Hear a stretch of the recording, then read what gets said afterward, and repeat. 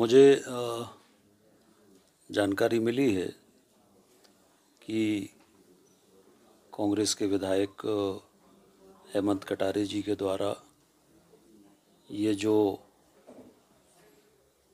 सौरव शर्मा जो ये पूरा जो परिवहन का विषय जो सामने आया है और जो रेड हुई है और जो सौरव शर्मा के यहाँ से जो भी सोना वगैरह या जो भी पकड़ा गया है, इस संबंध में हेमंत कटारे जी ने कहा है कि सौरव शर्मा की नियुक्ति मेरे द्वारा हुई थी या मैंने अनुशंसा की थी, ये पूरी तरह से असत्य है।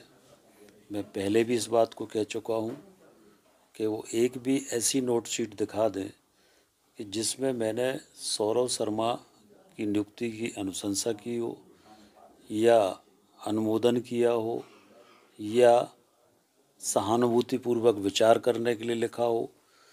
मैंने कभी भी सौरव शर्मा की ना नियुक्ति की अनुशंसा की। एक सामान्य रूप से मंत्रियों के पास आवेदन आते हैं तो विभाग को भेज देते, पर नियुक्ति का अधिकार भी परिवहन मंत्री को नहीं होता, ये आयुक्त ट्रांसपोर्ट कमिश्नर को होता है। तो मेरे द्वारा ना कोई अनुशंसा की गई, ना कोई सहानुभूतिपूर्वक विचार करने के लिए लिखा गया, ना मेरे द्वारा कोई आदेश किया गया। हम सब जानते हैं, पूरा प्रदेश जानता है कि हेमंत कटारे मैनेज होके पत्रकार वार्ता करते हैं या मैनेज होके आरोप लगाते हैं। ये कोई एक मामला नहीं है, ये लगभग इनका हर दिन का काम है। विधानसभा में अगर हम देखें तो विधानसभा में ये प्रश्न लगाते हैं, ध्यानाकर्षण लगाते हैं और उसके बाद फिर मैनेज होके उसी के पक्ष में पत्र लिखते हैं, उसी के समर्थन में पत्र लिखते, उसके बाद उस बारे में नहीं बोलते, उसके बाद उसकी कार्रवाई के बारे में कभी नहीं बोलते।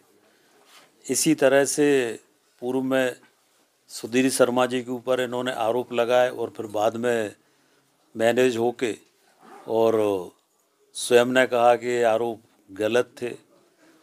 तो हेमंत कटारे जी, पूरा प्रदेश जानता है कि मैनेज होकर पत्रकार वार्ताएं करते हैं। जब इस मामले में ये जो रेड हुई है, जब सारी जांच एजेंसियां जांच कर रही हैं, इनकम टैक्स भी जांच कर रहा है, ईडी भी जांच कर रही है, लोकायुक्त भी जांच कर रहा है, जब सारी जांच एजेंसियां जांच कर रही है तो क्या पत्रकार वार्ता करके जांच एजेंसियों को प्रभावित करने का प्रयास है? क्या जो असली आरोपी है उनको बचाने का प्रयास है? क्या उनको बचाने के लिए ये सारा जो मामला है वो डाइवर्ट करने का प्रयास हो रहा है? पर मैंने पहले भी कहा और आज फिर कह रहा हूँ कि जांच में सत्यता आएगी और जो भी आरोपी हैं वो सारे आरोपी, उन पर कार्रवाई सरकार करेगी। जहाँ तक हेमंत कटारे जी का सवाल है, ये स्वयं 376 के आरोपी रहे हैं और 376 एक महिला पत्रकार की तरफ से ये केस रजिस्टर्ड हुआ था और उस केस में मुझे मालूम है कि उस एफएसएल के माध्यम से वो जो पॉजिटिव रिपोर्ट थी रेप की, उसको किस तरह से नेगेटिव किया गया, वो पूरी कहानी मुझे पता है। वो भी मैं सामने लाऊंगा कि कैसे वो नेगेटिव रिपोर्ट हुई। इसकी पुनः जांच के लिए भी मैं लिखूंगा। और हेमंत कटारे जी की भोपाल में आज अनेक प्रॉपर्टी हैं, अनेक संपत्ति हैं, ये कहाँ से आई?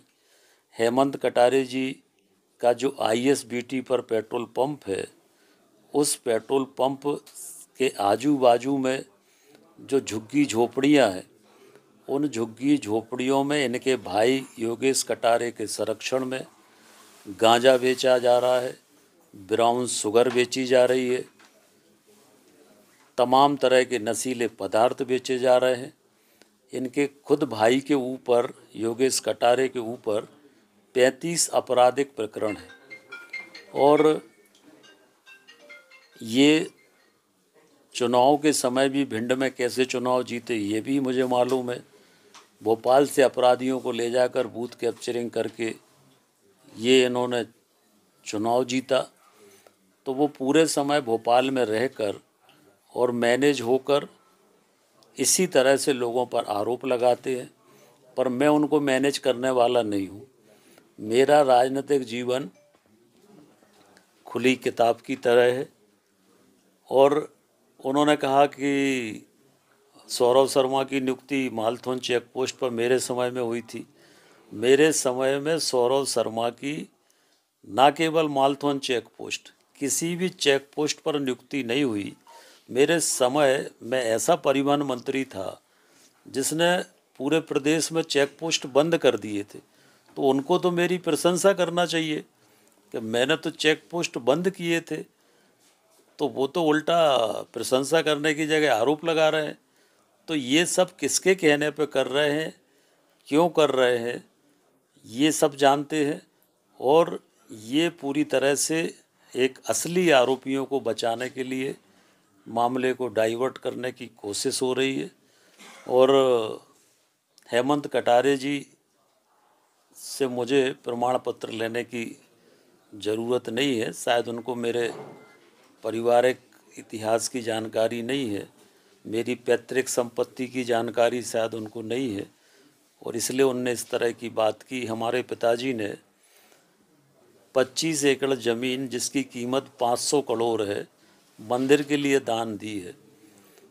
तो जिसके पिता 25 एकड़ मंदिर के लिए दान 500 करोड़ की ज़मीन दे रहे हैं, वो क्या ऐसे ये इस तरह की गंदगी करेगा क्या? तो ये पूरी तरह से मैनेज होकर ये पत्रकार वार्ता की है। हम इसकी खिलाफ मानहानि भी करेंगे। और ये क्यों हो रहा है, इसके पीछे कौन है, ये सबको मालूम है। और कैसे कैसे मैनेज होते हैं ये भी मुझे पता है। और इसमें भी कैसे मैनेज हुए वो भी मुझे पता है। और इसमें भी क्या मिला वो भी मुझे पता है। इन पे कुछ रोशनी डालना चाहेंगे इन चीज़ों पर? तो मैंने सब बता दिया, सारा स्पष्ट कर दिया जैसे आपने कि कहा कि वो मैनेज होके कर रहे सब जानते हैं कहाँ से मैनेज। जो असली आरोपी हैं वो अपने बचने के रास्ते ढूंढ रहे हैं और जांच एजेंसियों को गुमराह करने की कोशिश करते हैं। अपने ऊपर आरोपों से बचने के लिए मामलों को प्रायोजित करने की कोशिश करते हैं। पर मैं कह रहा हूँ कि जब जांच हो रही है